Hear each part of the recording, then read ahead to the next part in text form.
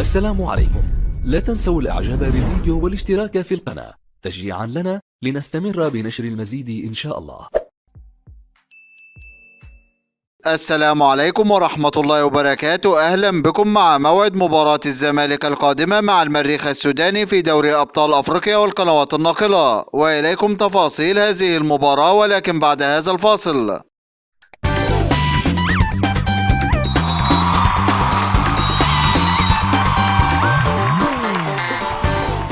بعد فوز فريق الزمالك على فريق سموحة في المباراة السابقة بنتيجة 3 أهداف مقابل هدف في المباراة التي جمعت بينهم في إطار مواجهة الجولة 18 من بطولة الدوري المصري الممتاز، وسجل أهداف الزمالك في هذه المباراة الهدف الأول عن طريق اللاعب محمود عبد الرازق شيكابالا، والهدف الثاني والثالث عن طريق اللاعب أحمد سيد زيزو، ليرتفع رصيد الزمالك بعد هذا الفوز إلى 32 نقطة، محتلا بها المركز الرابع في جدول ترتيب الدوري المصري الممتاز، وبفارق 5 نقاط عن فريق الأهلي متصدر جدول الترتيب برصيد 37 نقطة. ويستعد فريق الزمالك بعد هذا الفوز لمواجهة فريق المريخ السوداني في المباراة القادمة، وذلك في إطار مواجهة الجولة الثانية بدور المجموعات من بطولة دوري أبطال أفريقيا. ويسعى فريق الزمالك بتحقيق الفوز في هذه المباراة وإسعاد كل جماهيره، وذلك بعد تعرضه للهزيمة من فريق شباب بلوزداد الجزائري في الجولة السابقة بنتيجة هدف مقابل لا شيء.